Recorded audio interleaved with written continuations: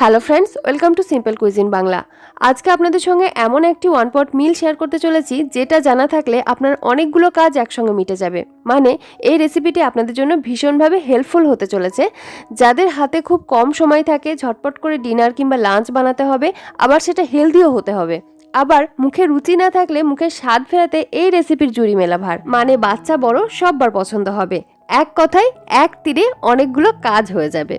তো চলুন শুরু করা যাক এই দুর্দান্ত রেসিপিটি। এর জন্য প্রথমে আমি চাল ধুয়ে নেব। নিয়েছি 1 বাটি পরিমাণ গোবিন্দভোগ চাল। এই রেসিপির ক্ষেত্রে যে কোনো সুগন্ধযুক্ত চাল নিলেই বেশি ভালো হয় খেতে। আপনারা নিজেদের পরিবারের মেম্বার অনুযায়ী চালের পরিমাণটা বাড়িয়ে বা কমিয়ে নেবেন। চালটাকে বেশ ভালোভাবে ধুয়ে আমি একটি ছাঁকনির মধ্যে জল ঝরতে রেখে দিলাম।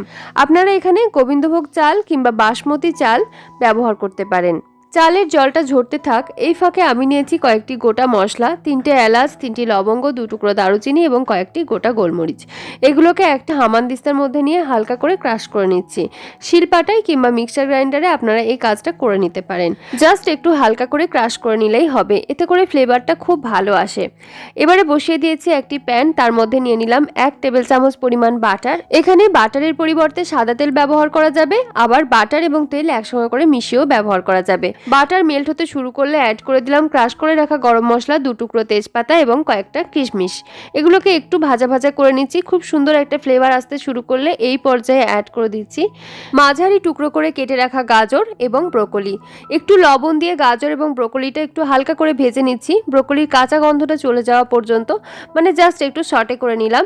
আর এরপরে অ্যাড করে দিচ্ছি 2 টেবিল চামচ করে সুইট কর্ন এবং কড়াইশুঁটি। আগে থেকে ধুয়ে জল ঝরিয়ে রাখা চালটাও আমি এই পর্যায়ে অ্যাড করে দিলাম। এখানে আপনারা নিজেদের পছন্দ মতো সবজি ব্যবহার করতে পারেন, আর পরিমাণটাও অবশ্য করেই বাড়িয়ে বা কমিয়ে নিতে পারেন। চাল সহ সমস্ত কিছু একসাথে বেশ ভালোভাবে একটু ভাজা ভাজা করে নিচ্ছি। এই ধরনের রান্নার ক্ষেত্রে চালটা একটু ভাজা ভাজা করে নিলে ভাতটা ঝরঝরে হয়, তাই একটু ভাজা ভাজা করে নিতে চেষ্টা করবেন। এই পর্যায়ে অ্যাড করে দিচ্ছি জল। আমি এখানে 1 কাপ পরিমাণ চাল ব্যবহার করেছিলাম, তাই 2 কাপ পরিমাণ ফুটন্ত গরম জল অ্যাড করে দিলাম। আর একটু নাড়াচাড়া করে মিশিয়ে নিয়ে তারপরে দিয়ে দিলাম স্বাদ অনুযায়ী লবণ এবং চিনি। চিনিটা আপনারা চাইলে স্কিপ করতে পারেন, তবে আমার কাছে মনে হয় চিনি অ্যাড করলে এর টেস্টটা বেশি ভালো আসে। এরপরে ঢাকা চাপা দিয়ে মিডিয়াম টু লো ফ্লেমে সবকিছুকে ভালোভাবে ফুটতে দিলাম। 3 থেকে 4 মিনিট সবকিছু ভালোভাবে ফুটিয়ে নেওয়ার পর এখন ঢাকনাটা খুলে নিলাম।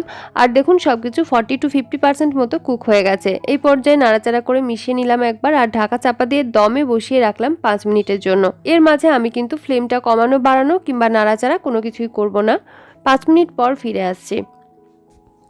ফিরে এলাম 5 মিনিট পর, ঢাকনাটা খুলে নিয়েছি আর একদম নিচ থেকে সমস্ত কিছুকে একবার নাড়িয়ে চাড়িয়ে নিলাম।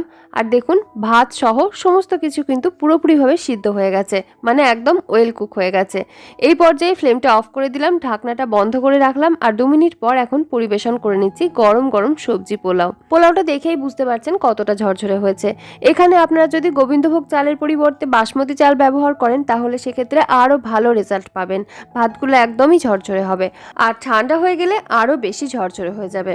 এই ওয়ান পট হেলদি মিল আপনারা ঝটপট করে ডিনারে কিংবা লাঞ্চে বানিয়ে ফেলতে পারবেন, আর এটা যতটা হেলদি ঠিক ততটাই টেস্টি। আশা করছি আজকের এই রেসিপিটি আপনাদের ভালোই লেগেছে। রেসিপি ভালো লাগলে চ্যানেলটি সাবস্ক্রাইব করে সাথে থাকার অনুরোধ রইল। আজকের মতো এই পর্যন্তই, দেখা হচ্ছে নতুন আরও একটি ভিডিওর সঙ্গে। সকলে খুব ভালো থাকবেন, সুস্থ থাকবেন। ধন্যবাদ।